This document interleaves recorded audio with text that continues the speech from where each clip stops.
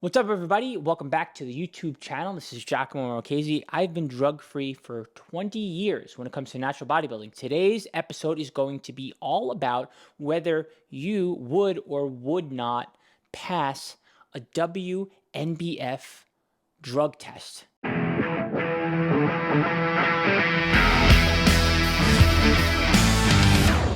The World Natural Bodybuilding Federation. They are the most stringent of all of the bodybuilding federations, and they're also the first one to come into play right around 1989.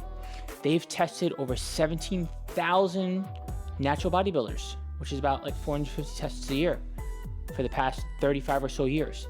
They test a lot of athletes. I want to give you some information, some context as far as like what the testing is actually like, and then I'll get into all the specifics as far as ways you could accidentally fail, what you need to do your due diligence, and what kind of exceptions you can get and what you have to be aware of.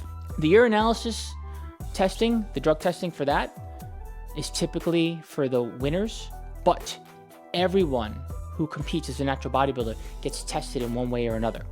So the other way that you get tested as a natural bodybuilder just to be able to compete is you have to pass a polygraph exam. And for those of you who are not familiar with what getting hooked up to a sphygmometer, I think that's how you say it, feels like, it's pretty weird.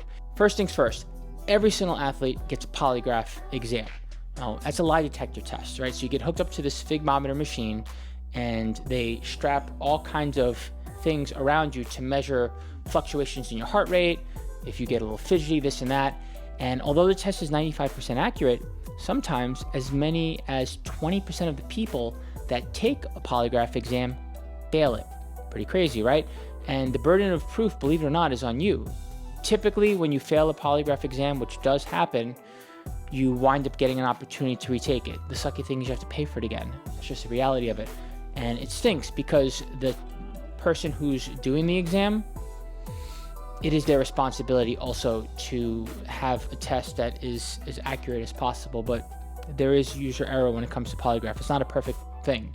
So if you're like a nervous person or an anxious person, or for some reason the person who's testing you just did not do a good job, you can in fact fail the exam. So it's something that is challenged in the natural bodybuilding world. There are some organizations that straight up don't even want a poly because they're like, this is inaccurate and it messes with people on show day.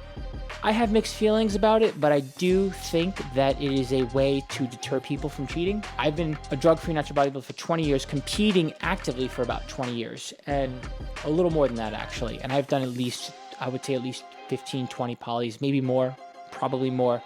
And I've only failed one poly, and then I retook it the very next time with a different tester and I passed with flying colors because I had nothing to hide. And I'm not a nervous or anxious person. That being said, these things can happen. So that's one way where you would actually wind up risking not passing a drug test. But my goal here isn't to scare you away or shy you away or get you to harshly criticize the natural bodybuilding world. I love it. It's just some things to make you aware of.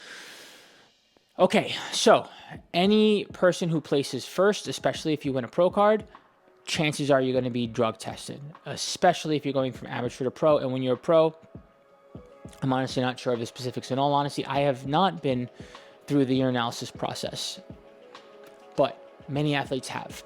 It happens during the season, especially during a show, should you win. And out of season, randomly, there are random athletes, typically the pro ones, that get random drug testing in the sport of bodybuilding, and they have no idea it's happening, and boom, you gotta get tested. Now, the thing that urinalysis can tell the tester and the organization is whether or not you have any metabolites from anabolics in your system, and it can detect metabolites from anabolics up to 6 months ago. So if you were doping, chances are you're not really going to get much out of it if you're taking I mean, I'm sure you could game the system, but one, why would you? And that's why the poly is there, to like weed out the liars and the cheaters. But that being said, even still, if you got to like get off your anabolics every 6 months and 1 day, is it really worth gaming the system for natural bodybuilding when you could just be an enhanced bodybuilder? No, it's not. Is it also really worth having to lie through your teeth and be really good at to pass the poly? No. Just go be an enhanced bodybuilder. Go compete in the NPC and the IFBB. For natural bodybuilding, it just doesn't pay to cheat, and that's why the urine drug test is there. But that's not what this video is about. That's just to give you some information on how the testing goes, what it looks for, and why. Now, when it comes to what the natural bodybuilding world is looking for, they're looking for you to not use prescribed and over-the-counter supplements and performance-enhancing drugs for the purpose of weight loss, muscle gain, and for the use of diuretics, because diuretics will flush your system out of fluids and give you a harder look in a way that could essentially be looked at as gaming show day. Again, we're using the WNBF here, the World Natural Bodybuilding Federation, as a working example because they are the most stringent as far as testing and requirements go. They are the gold standard. Not to say other organizations aren't pretty close. They are just the most well-respected. They test the most, and they have the most stringent of requirements with the least exceptions. You have to be WADA compliant, the World Anti-Doping Agency, in order to pass for the WNBF to be able to compete with them. They also ask that you are 10 years drug-free. That being said, they do grant amnesty and they do have exemptions. When I say amnesty, what I mean is if it is your first time ever competing with the WNBF, there are certain things that they prohibit for anyone once they've competed with the WNBF for at least 10 years. But when you are a new competitor with them for the first time, you can have some amnesty for certain things, like stimulants. Because these kinds of stimulants like DMAA or ephedrine or geranium flower are some working examples, they are found in so many pre-workouts, it's not even funny. And they're not something that you need to get a prescription for. You can get them over the counter. Now, fortunately for you, a lot of these things have been weeded out from the broader supplement market, but there are some questionable supplement companies that will still put these things into their pre-workouts, and it is up to you, the athlete, to look out for this stuff. Believe it or not, I've actually had these supplements handed to me from supplement companies that were sponsoring natural bodybuilding events. So here I am as an athlete competing, right? And you get a goodie bag full of all kinds of supplements from stores that go ahead and sponsor these natural bodybuilding events, and ironically, they're giving you supplements that you shouldn't be taking. How crazy is that? Yeah, it happens. It's happened on more than one occasion at more than one show. User beware, athlete beware, and if this is the first time competing with an organization and you've taken these things before, you have some amnesty, meaning like for the stimulants like DMAA and ephedrine and geranium flower that are not found in most supplements but are found in some, you have to have not taken them 3 months before you compete with a WNBF for the first time. Other things that are over the counter, things that could essentially get you popped on a drug test if you take them too close to a show and you're competing for the first time, and if you don't disclose, or if you're just like completely unaware. Prohormones, DHEA, which is not a precursor to testosterone, but it can aid in the production of testosterone. As long as it's been 3 months before your first time competed with the WNBF, you could have taken DHEA, but once you compete for the first time around, and if it's closer to 3 months before your show, no good, because it does aid in the production of testosterone. Or something that's actually a precursor to testosterone, a pure prohormone like androstenediol. Now again, these things are much harder to find because they're just not readily available in supplementation like they used to be 10, 15, 20, 30 years ago, but they are still available on the market and they're pretty easy to find. And DHEA, you can go I believe you can go like a CVS or a local drugstore, like a Walgreens or something, and you could pick up DHEA right there. The prohormones are a little harder to find, but you can easily go into a supplement store and pick up a prohormone, especially an online supplement store. It's not anything that's that hard to find. The prohormones, it's got to be at least 2 years since you've taken them if you're competing for the first time. Again, once you've competed with the WNBF, if you're taking anything like this, it's literally got to be 10 years. Or if you take something like this within 10 years and you've already competed with WNBF, nope, can't do it. So, and again, it is your responsibility to disclose these things and to know these things, and you could easily screw yourself out of competing for that long. and especially as a first-time competitor, these are things that like you should disclose during your poly, even if you're well within your rights, meaning like you haven't taken DHA in 3 months, you haven't taken something with DMAA in it, like a pre-workout within 3 months, and you haven't taken pro hormones within like say 2 years. Still, the responsible thing is to disclose before you take your poly, and obviously pay attention to the periods of time. And then of course, after the fact, if you plan on doing this, it's got to be 10 years. 10 years. So in other words, like, don't even bother, and pay attention to and read supplement labels. So it is easy. It is easy, believe it or not, to fail a drug test and to get into a place where during a poly, when you're starting to read that banned supplement list, you're like, oh crap, I might not pass. There are other things that you can be popped for on a drug test, especially if you don't disclose, and you have to disclose ahead of the show, and you're still at the discretion of the promoter and the organization to say no. But there are things that you can get a TUE, a therapeutic use exemption for, if it is for the right reason. If you're taking these things for weight loss or for diuretic purposes or for muscle gain, no good. But if you're taking these things for the right reason, you can get a therapeutic use exemption.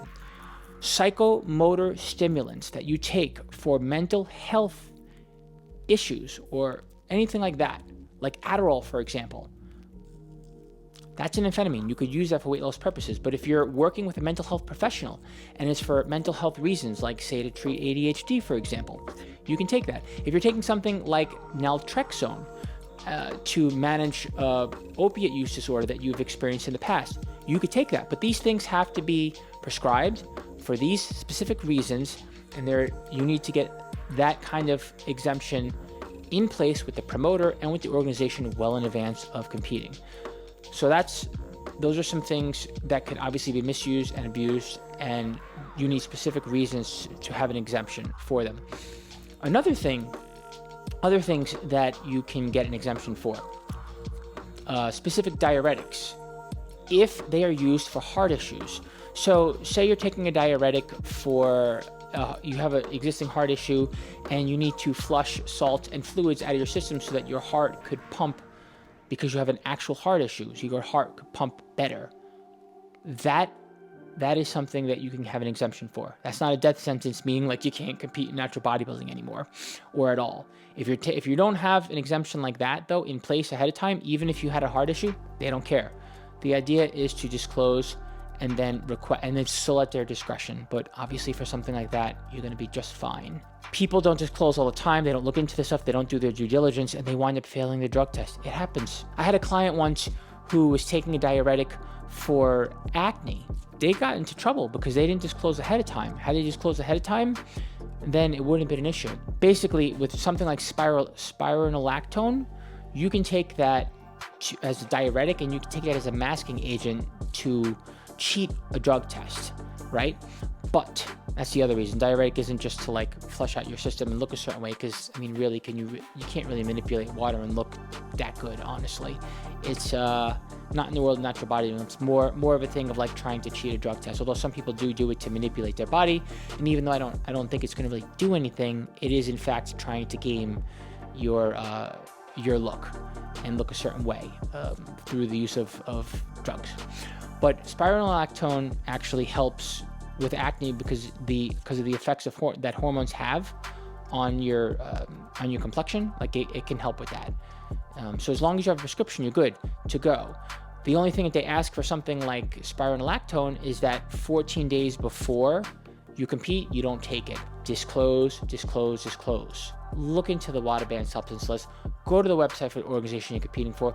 Do your due diligence, and rather than think it's okay and you're just going to be all right, like talk to the promoter, talk to the organization. It's always better to be forthcoming ahead of time, even if you have a valid reason to be taking what you're taking. Cannabis, check this one out. So even if it's not a psychoactive thing like a THC, if it's in the class of endocannabinoids or whatever, marijuana, cannabis, even if it's CBD, if you're taking something like that can create a relaxing effect 48 hours before your polygraph, even if you're not like directly under the influence, meaning like you didn't, I don't know, smoke a J before you went into your poly like 5 minutes beforehand, or like pop a THC gummy, because you're taking something within 48 hours, technically, they're not supposed to pass you for a poly. So even if like, say like you're microdosing with something that has like minimal to no psychoactive effects, but is in the cannabis world to help you sleep,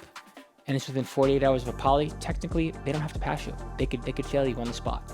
So something to think about when it comes to stuff that can mask you passing a poly because it creates a relaxing like effect, or can mask the results of a urinalysis because it's a diuretic. These are things that, you know, it's a gray area, but it's also not a gray area. There's reasons why they have these things in place. Testosterone, not for any reason, not for hormone replacement therapy, not for testosterone replacement therapy, not to get, if your levels are decreasing due to the natural aging process and you want to get them quote unquote to the normal level, doesn't matter. Doesn't matter. That's how the WNBF goes. There are organizations that make exceptions for this. The ANBF, for example, does. So if you are someone who supplements with TRT, there are some organizations that would actually do that. I have, again, I have mixed feelings about this particular one. I feel like if I was a 60-year-old man or a 70-year-old man and I wanted to compete, and my testosterone levels were low, and I wanted to have a better quality of life, but I still wanted to compete, gee, I don't know. So there are exceptions where I'm kind of like, ugh. But as far as a blanket rule goes, on the whole, I honestly do agree with this. And, you know, maybe natural bodybuilding does have a shelf life. And at a certain age, it's you have to start to really think about whether or not you want to be doing, whether or not you want to compete as a natural bodybuilder, because it is pretty hard on the body in general. But there are people in their 70s and 80s who do natural bodybuilding and will pass a drug test. Oh, how about all the new weight loss stuff, weight loss supplements like Ozempic and Wegovy and Metformin? Okay, so some of these things are taken for the purpose of diabetes. So if you're diabetic, you could potentially get a therapeutic use exemption, but I think it's still a little too early to tell whether or not organizations will accept this. The writing is a little murky on the OCB, for example, which is another organization as well respected. They're not saying yes, but they're not saying no. The WNBF is saying no. Honestly, these drugs are like just so highly abused at this point that I think even if you're a diabetic and you're taking for the use of managing your diabetes, you might be in hot water and you might not be able to compete as a natural bodybuilder. I can't say for sure. But obviously this is like brand new. The past 2 years, these drugs are getting abused and used specifically for the purpose of weight loss, not to manage diabetes. So definitely something to stay away from, and probably something to like look into if you're a diabetic and that's why you were using this like pre the Ozempic, weight loss drug era where these things are being misused. That's pretty much all the things that you could get popped for. So again, you have the over-the-counter stimulants, the over-the-counter psychomotor stimulants, the over-the-counter hormone stuff like pro-hormones and DHEA, and then you have the therapeutic use exemption stuff that, as long as it's for a valid reason, you could take it. And then you have the other stuff where, getting close to where you need to take a poly and you need to take a urinalysis. These things are masking agents like cannabis, like diuretics. These are all the different things that could happen that if you don't do your due diligence and you're just like, oh, well, I don't take steroids, I'm fine. Not quite. This is something you want to look into if you're looking to compete in the natural bodybuilding world for the first time. Hopefully you found this video helpful if you are a natural bodybuilder and you're looking to compete, or if you've competed already, or if you're just curious about what the natural bodybuilding world looks like and what the drug testing policies are and how they could impact you in ways where you ordinarily were like, yeah, I don't take steroids, I'm fine. Not necessarily. Anyways, if you liked this video, hit the like button, hit the subscribe button, shoot some comments. Let us know what you think about these drug testing policies, whether you think they're fair, not fair, maybe personal experiences you've had, and take a look at everything we've been putting out this month via our podcast and our YouTube here and everything, because we're like digging really deep into this topic of steroids, drug testing and natural bodybuilding. So there'll be plenty of more interesting stuff to share and more where this came from. We'll talk to you soon.